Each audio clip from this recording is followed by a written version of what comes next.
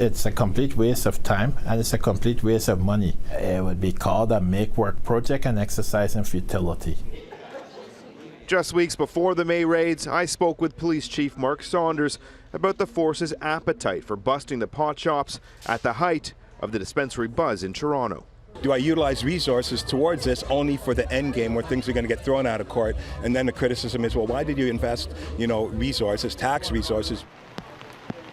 But just weeks later, Project Claudia mobilized, leading to 90 arrests along with 186 trafficking charges and 71 proceeds of crime charges. Rest assured, I feel very strongly that the charges will stick. And so it's based on the conversations that I've had.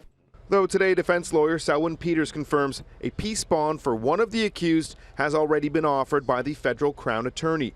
Peters is now pushing for his client's charges to be dropped entirely. Even if there is a will to prosecute, the cases will be bogged down in constitutional challenges. I mean, there's a whole bunch of constitutional issues that can arise from these marijuana raids. Peter says there's a very good chance the feds will legalize marijuana long before these charges reach a courtroom. CityNews reached out to the Crown Attorney today, but they declined a request for an interview. Right there with the green cross is a pot shop. I raised 3 children in this neighborhood, 13, 11, and 9, and they are very much aware that that is a pot shop. Defense lawyer Karen MacArthur has a client facing charges from Project Claudia.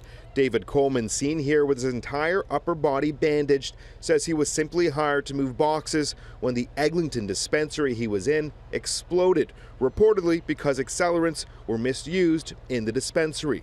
MacArthur and Coleman claim pot shops pose a serious danger to communities, and they want to see the Government of Canada regulate pot shops immediately. And people all think it's a lark, it's a walk in the park. Unfortunately, my client got blown up when he was a simple employee in a pot shop moving boxes. And that can happen to employees working in these places, it can happen to customers in these places, and it can happen to the neighbors that live in nice lofts just above the pot shops.